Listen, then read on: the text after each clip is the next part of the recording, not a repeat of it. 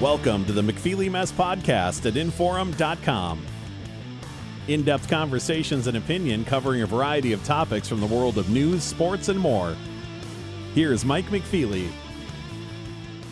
All right, welcome to another episode of the McFeely Mess Podcast at Inforum.com. And we are hoping today to give those of you who are either driving to Boulder on Wednesday or flying to Boulder on Wednesday a little something to listen to for a half hour, 35 minutes as you make your way from Fargo or Lisbon or Jamestown or wherever you're coming from in North Dakota down to see the North Dakota State football team take on Colorado. You might have heard of them in the Bison season opener in the 2024 season. To help us navigate this path, I want to welcome in Brian Howell. He is a writer for the Boulder Daily Camera, and he is a longtime beat writer who has covered Colorado football for quite some time. Brian, welcome to the podcast. I hope you're doing well. I am, and thanks for having me. I appreciate it, and welcome to all the North Dakotans that are coming down for the game this week. That should be. I mean, North Dakota State travels well, so there should be a couple thousand, few thousand that make their way to Boulder. So it'll be a good experience for them. North Dakota State has not gotten a lot of FBS games over the last 10 years or so. And so this is a special deal anyway. Plus, you factor in the Colorado Deion Sanders hype factor, and it's kind of a cool deal for Bison fans. But the question I have, many of them for you, Brian, is let's start here. What is North Dakota State's football team getting itself into in terms of the game hype and the possibility of celebrities and all the stuff that surrounds Colorado football these days? Do we know what's going to go on before the game, during the game, all of those things?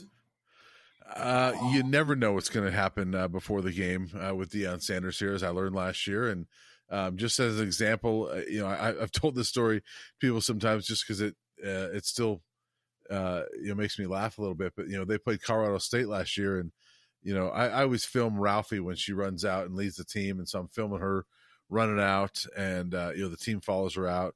And you can hear there's a rap song playing on the loudspeaker and everything, and so I stopped recording, and then I looked over to the end zone, and I see on the big screen Lil Wayne on the big screen. I was like, wait a minute, that's actually live. And I looked down in the end zone. He's down in the end zone performing. Like, they came out to Lil Wayne singing, basically a one song concert, and there he was performing. I'm like, what is going on here?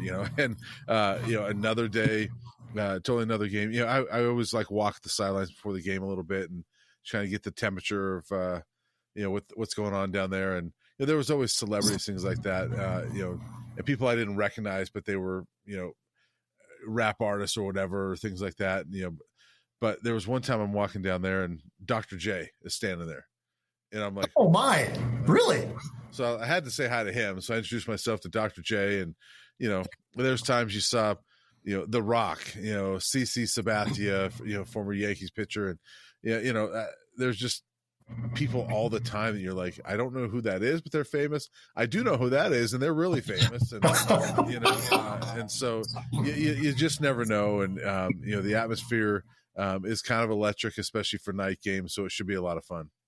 And especially it's a nationally, not that Colorado is unused to being on national television. Last year they were on a bunch of nationally televised games, but this is a primetime Thursday night standalone game on ESPN. And so I'm making the assumption, I have no inside knowledge, obviously. I'm making the assumption that Deion and the Colorado crew will have something special in mind, just because, not because of the opponent, but because of the stage that they're going to be on. What's it been, and this is totally inside baseball, but what's it been like for you to cover this program the last couple of years? Because, I mean, you've been around a while. You and I were exchanging some messages yesterday, and you've been around a while, but I mean, everything changed on the day they hired Deion Sanders. And so what's it like as a beat writer, as a reporter, to cover this circus from there. I mean, there's national guys helicoptering in all the time. There's opposing media coming in all the time, but you're there every day. What's it like? Yeah, well, I will say day to day at this point in time, it's much more normal than the national people would lead you to believe. If you pay attention to, some of the national things, it would seem like there's a circus going on here all the time, but it's not really like that. It's pretty normal day to day. I mean, it's normal football, but certainly it's been a whirlwind over the last 20 months or however long it's been. And I was one that, like, I never really paid attention to how many like followers I had on Twitter, things like that. But when the rumors were really happening, it was like, okay, it's interesting. You'd get a couple dings that there's a new follower or something like that. And then the night that it broke that it's happening, over the next 24 hours or whatever, like in addition to a whole bunch of other things, my phone's just ding, ding, ding, ding, because I'm getting all these new followers. And I'm like, well, how many do I have? And so I had like a little over 12,000 at that point in time or whatever. And I'm now over 35,000 and, and yep. It hasn't grown a ton in the last, this year. Like most of it was last year and new people following, just a YouTube channel that I had like 325 subscribers last April. It's now 8,600, and so, yeah, wow. That's just me personally, how it's impacted me, but like day to day, it's certainly different, and, there was times last year that we're sitting there after practice and you look over like, oh, there's Michael Vick standing over there. Or like, oh, there's Terrell Owens is here today, and so yep. You just Hall of Famers are walking, around the facility, almost daily, and so that's pretty cool too. And one more question about this stuff, then we'll get on to the actual game. Has it led, and this is really inside baseball, has it led to subscriptions and readership for the Boulder Daily Camera? Yeah, I actually don't know. I don't pay attention. Oh, okay, okay, all right. My job, but I do know I'll say this, that the numbers, the views online were insane. I mean, I was tracking that. I've kind of tracked that since 2016 or whatever. And, our best months have by far been the times that Deion's been here. So, sure. And you could almost look at like our best June has been while he's here. Our best July has been while he's here, things like that. And so yeah, at least online, absolutely the readership numbers are up higher. And I imagine, I don't know about subscriptions because that's more local, and the people that are local are probably already fans, so sure. It's probably more an impact online. So in our messages yesterday, Brian, we were kind of exchanging some of our thoughts about the teams that we cover.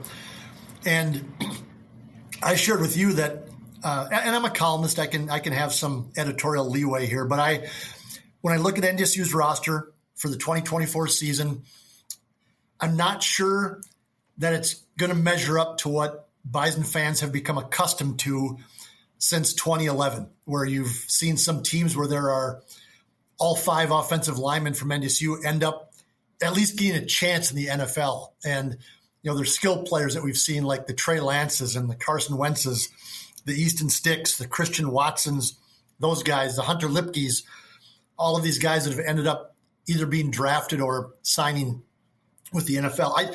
I don't know that this roster for NDSU measures up to that. And so my expectations of Thursday night are pretty tempered when it comes to what NDSU is going to do. You shared with me that you think that this might be one of the better rosters for Colorado that you've seen in some time. Could you dig into that a little bit for us and tell us a little bit about that? Yeah, and obviously people that have followed a little bit of Colorado know that they have not been very good, and so it's probably not much of a stretch to say that it's one of the best rosters they've had. But 2016 they had a pretty good team. They were, and this seems like ages ago in college football, and what they did at that point probably will never happen again because of the transfer portal. But that was a team that was senior loaded, a group of players that starting in 2013 played a ton as true freshmen or redshirt freshmen, whatever. And they grew up together, taking their lumps together. And by the time they were, seniors in 2016 together, they were pretty good players. And we'll probably never see that again because nobody ever sticks around for 4 years and goes through all that. Right. And so, right. Yep. And so that was a team that in 2015 with the same guys, you looked at it and said, okay, whatever. 2016, they're really good. And so NFL eyes go on them, of course. And there was 3 or 4, I think it was 4 DBs, 3 corners, one of which was a backup in 2016, that are still in the NFL. One of the safeties, he's not in the NFL anymore, but he was I think a 3rd or 4th round draft pick. And you had other guys that were drafted or went into the NFL. That team included Philip Lindsay, who played for the Broncos for a little bit and other teams, but it was the first undrafted rookie to rush for 1,000 yards and go to the Pro Bowl. And so it was a pretty talented team. But this team across the board, I look at it and say, I think this might be more talented than the 2016 team. And if that's the case, you probably have to go back to almost the early 2000s to find a team that was as talented as this one. So I think this team, I mean, certainly a quarterback, Shedeur. Yes. I'm maybe getting long-winded here, but Shedeur might be the best quarterback to ever play at Colorado. And it's maybe not even a might. That's probably an insult to him to say that. Travis Hunter, might be the best player at Colorado since Byron Whizzer White in the 1930s, who did everything. You've got NFL corners. I think you've got NFL defensive linemen. I think you've got future NFL guys on the offensive line, which they have not had. I mean, you've aside from Travis, you've got 1, 2, maybe 3 NFL receivers on this team. So I think it's a really talented team, and probably it might be the most talented team I've covered, and this is my 15th year covering Colorado. Byron Whizzer White, if I'm not mistaken, went on to become a United States Supreme Court justice, did he not? Is that the right Byron White I'm thinking of, or is that somebody else I'm thinking of? No, that's the same one, and he might be more famous for that around the country for sure. But he was a star at Colorado. I mean, if I don't think they had the Heisman Trophy then, but if they did, he would have won it. And he was. That was back in the days when they played everything. Like he was a 1,000-yard rusher, played quarterback, which was a different position. He played defense. He was their punter and kicker, things like that. So he actually did more than Travis does. And Travis, gets a lot of credit. So yeah, but he really might be the best player since Byron Whizzer White. Well, I was going to say Travis Hunter now needs to become a Supreme Court justice, or he's not going to measure up to Byron White, but that will allow that. He might have other options after going to the University of Colorado. Right. Travis Hunter might. So much more lucrative opportunities than being a U.S. Supreme Court justice, as a matter of fact. So we know about Shedeur. We know about Travis. We know about some of the other skill players. What do you think about the lines of scrimmage? Because you can talk about all the speed you want, and that matters. Talk about all the skill you want, that matters. But when NDSU has been successful in these FBS games, it's because they've been able to match up physically up front, whether it's Kansas State, whether it's Iowa, whether it's Iowa State, whether it's Minnesota, whomever they beat. How does Colorado look up front, Brian, on both sides of the ball? Yeah, we're going to find out. I don't know the answer to that yet. I will say this: NDSU probably had a better front last year than Colorado, and this year. And I didn't even watch NDSU. I'm just guessing because Colorado's was so bad. There's a lot of teams that had a better front than Colorado last year. This year, the offensive line I still have some questions about. They brought in 9 transfers. They also signed Jordan Seaton, who was the number 1 offensive line recruit in the country. He'll be their starting left tackle. But you bring all that in, and you still look at like the projected starting lineup, and only 2 of those 9 transfers are projected to start. Oh, and you've got a true freshman, even though he's talented, he's a 5-star at left tackle. You've got only 2 of your transfers that are projected to start. One of which has always been a guard, but they've moved him out to right tackle because I think they've struggled a little bit at tackle. And so I like him better at guard, but he's now at tackle. That's Tyler Brown, and he was an FCS All-American at Jackson State 2 years ago. Had to sit out last year.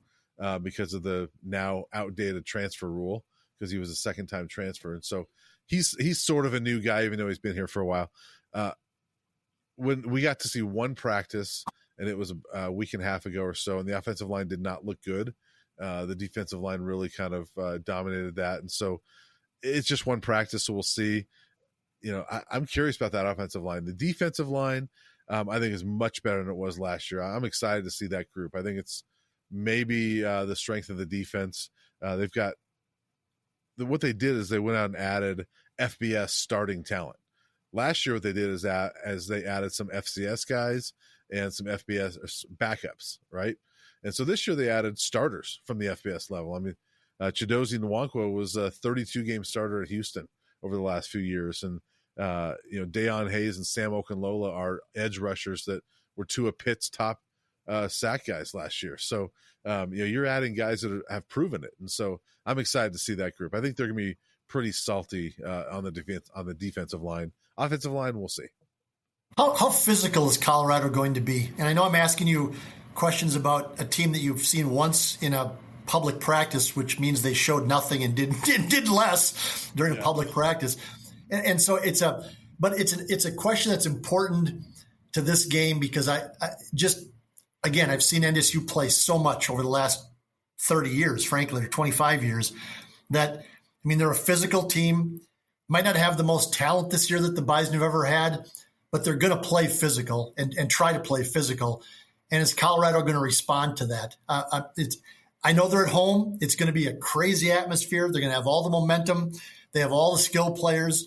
And if Deion Sanders, drops back on the second play of the game and hits Travis Hunter for a 75-yard touchdown pass, then maybe everything else is off the table. It ain't going to matter because then NDSU is trying to roll the boulder uphill for the next 3 hours. But can Colorado play physical? Did they play physical last year? Were they physical enough a year ago?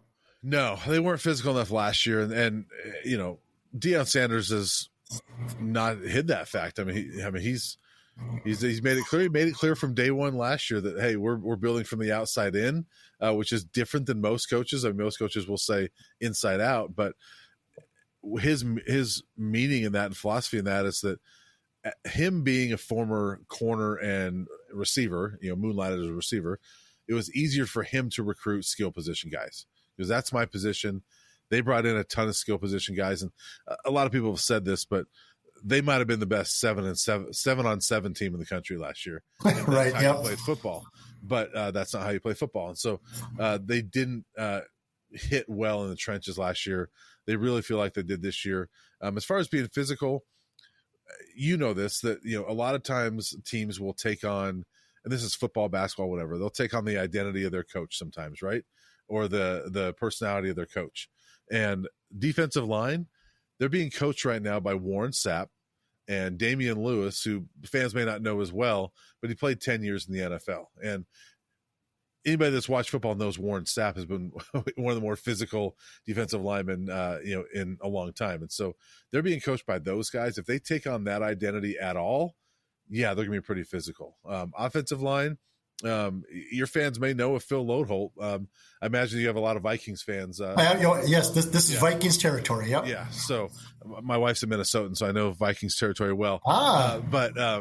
You married up then. You clearly married up. Yeah, yep. I did well. Phil Lodeholt obviously was a longtime Viking and really good offensive lineman for them, and he's coaching the offensive line here. And so if they take on the identity of these guys and the personality of these guys, I think they'll be physical. And I will say this on the offensive line is one thing I hear about them a lot is how nasty they are, and how there's a couple of guys on this offensive line that they're like, yeah, they'll fight you any day, and we didn't have any of that last year. And so you like to hear things like that. Not that they really get into fights, but they're going to be John at you and physical and things like that. So I think there's a little more salt to these guys than there was last year. I watched Deion's press conference on Saturday. That was kind of the day that Colorado chose to have him out there previewing this game for the media. And I thought one of the most interesting things he said, and maybe I'm reading too much into it because I've been doing this long enough to know that you kind of have to decipher some things coaches say because they'll never quite say things straightforward at times. So maybe I have a conspiracy here, but somebody from the Colorado media, and it wasn't you, asked him about, does the fact that North Dakota State has 17 overall national championships and 9 since 2011, whatever, does that help the coach get the attention of the players since it is an FCS versus FBS matchup, and a lot of times these FBS teams, especially power teams, just don't pay attention to FCS, which is fine. Yeah. But Deion cut him off and said, no, we don't need that for motivation. What motivates us is this game's going to be on national TV. We had 5 or 6 NFL scouts at practice. Everybody wants to beat us. That's what our motivations are. It was a unique answer because it tells me that he's more concerned about what his team is doing than maybe who the opponent is. And maybe it's just a 1-week thing because it's an FCS team. But am I reading that the right way, that the motivation for Colorado is those outside things and not necessarily who's lined up across them, or what? Well, not really. I don't think you're really reading it wrong. It's just, I will say this. Their thing is they've got a lot of NFL guys on the staff, right? And a lot of what Deion Sanders' thing here is developing young men and helping them. He knows they're not all going to go to the NFL, but he wants to help these guys get to the NFL. And so, but what he's saying there is that, like, look, these guys are motivated because they're on national TV and they know that people are watching them. And if they want to go to the NFL, you better play well. They're motivated because they come up to practice and there's NFL scouts watching them. So you better play well. And so I think what he's saying is it doesn't matter if it's North Dakota State, if it's Ohio State, whoever it is, these guys are going to be motivated because people are watching them and they know they got to play well. And so certainly, I don't think you were saying this, but I don't think it was any slight towards North Dakota State at all. I think no. Yeah, that's not at all what I was saying. Right. Yeah. I knew that's what you weren't saying, but like I don't want anybody, I hope fans don't take it that way. It was no slight to North Dakota State. It's more of that they're motivated by the fact that they get to play and be on a big stage and do what they love to do, and hopefully turn that into a future in football for some of these kids. So I think that's their big motivation. This is maybe a question better answered by me, but I'll ask it to you anyway. How does North Dakota State win this game, Brian? I mean, what has to go wrong for Colorado? Because they're favored by 10. I actually picked the Buffaloes to win, I think, by 3 touchdowns. I just think this is a bad matchup at a bad time in a bad place for North Dakota State. But what can go wrong for Colorado that's going to make it a 4-quarter game and could give the Bison a chance to steal one in the 4th quarter? Well, there's a few things that could happen. One, and Deion Sanders has mentioned this a little bit, is that last year he didn't feel like he felt there were some guys on the team that weren't ready for the bright lights. And certainly his son's not one of them. Travis Hunter's not one of them. But, there was a lot of guys that he felt weren't ready for that. And they got rid of some of those guys and brought new guys in. But he also mentioned the other day that, hey, some of these guys, he goes, they haven't done it for us yet.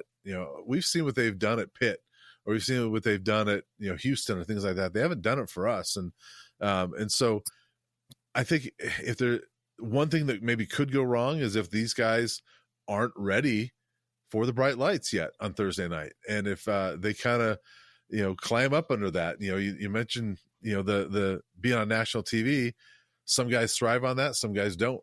And, so if they're too hyped up and maybe psych themselves out, that could play in their favor.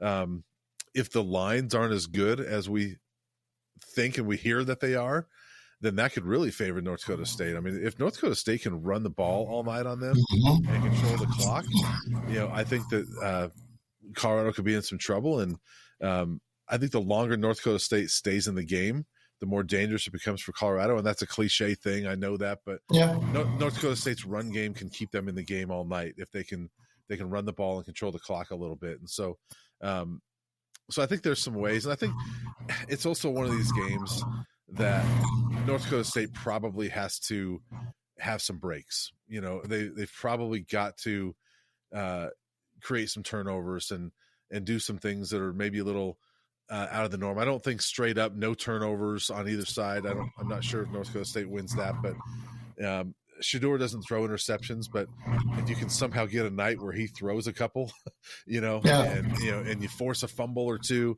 then I think you can have a shot there. So there's ways to do it. North Dakota State's talented enough.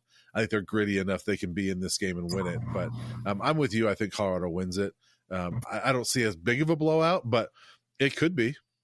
Yeah, and the reason I say that is, and you're right, I've talked to enough coaches around the country that I know, and I actually asked the question yesterday in head coach Tim Polisek's press conference, but I asked him the question knowing the answer, but I said, Tim, how important is it for you to run the football often and effectively against Colorado? And he just laughed and said, he goes, yeah, we're going to have to, but it's however we do it, we have to control the football a little bit. We have to be efficient with the ball on offense.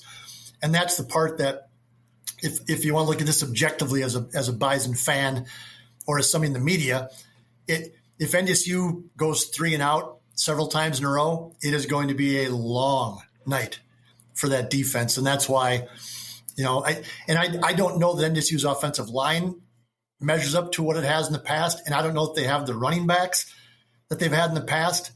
And so I don't know that they're going to be able to run and Colorado's going to put 8-9 guys in the box and just, right. They'll cover one-on-one on the outside, and NDSU doesn't have a game breaker on the outside. So just so many things just don't match up in this game for North Dakota State. That's why I'm pretty skeptical of how things might turn out.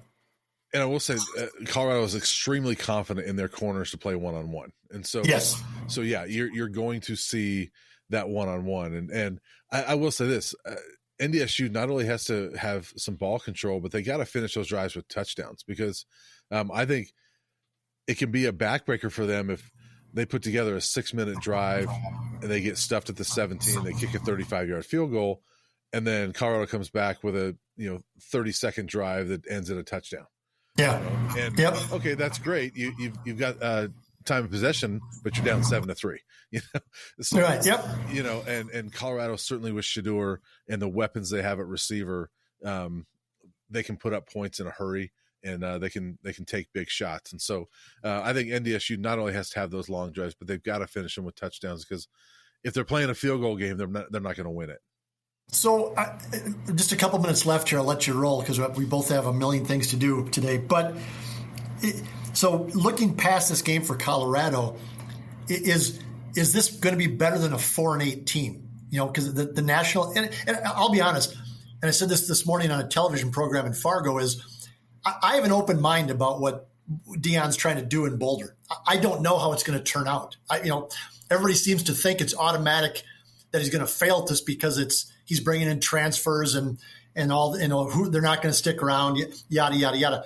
I don't know that it's going to work or it's not going to work. Last year was an improvement over 1-10. They were a better team last year than they were the year before. That's obvious. Yeah. It appears they're going to be a better team this year than they were last year. I mean, do you think they're a bowl type of team? Do you think they're a 6-6 team? Do you think they're an 8-4 team? When look at their schedule, what do you think long term here for this season? Well, I think they're, like I said, I think they're better than the 2016 team that won 10 games, so they better be a bowl team. Yeah. I honestly think bowl is their floor. 5. I think the Vegas over under is 5.5 wins. I'm not a gambling man, but if I was, I would take that in a heartbeat, because I think that's easy money, in my opinion. I think they're a bowl team at the very least. I thought, honestly, and I've told people this before, but I think they should have been a bowl team last year. They were 4-2, and they're playing Stanford, and your fans may not know about this game as much, but they're up 29-0 at half and lose the game, and lost it in double overtime, and coughed that one up, and they go into their bye at 4-3 instead of 5-2. If they go in at 5-2, they absolutely win at least one more, and they go to a bowl game. And that was with a terrible offensive line and a pretty bad defense. So I think this year, with a better offensive line and a much better defense, I think a bowl game is their floor. And I think they can – I have them 7-5, 8-4. Okay. But I also think that in a fairly deep and wide open Big 12, I wouldn't put it past them to win the Big 12. I think that they could be in contention for the Big 12 title if things go right. Okay, wow. And very quickly, did you have a score prediction for this game? Yeah, I'll go 34-24. Okay, and, all right. I do think that it, I know you said 3 touchdowns. I think it could be that, but I have respect for what North Dakota State has done over the years. And I know it's been a while since they played FBS teams, but even when they don't win these games, they seem to always be in them. And again, I know it's a different team this year, but because of that, I can't predict a blowout because I have respect for what NDSU does. And so I'm going to go 34-24, but it's the type of game that Colorado's kind of in control of all night.